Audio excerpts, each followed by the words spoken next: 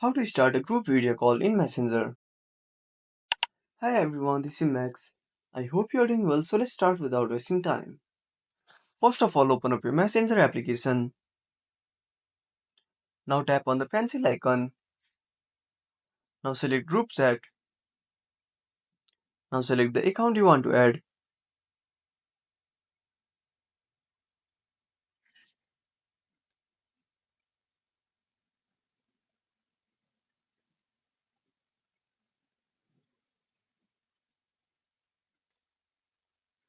Now tap on Create.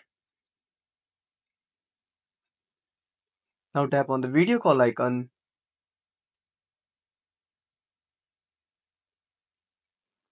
So that's it. Smash that like button and subscribe our channel for more awesome content. Have a burning question or want to choose the topic? Drop down a comment below. This is Max signing off until next time.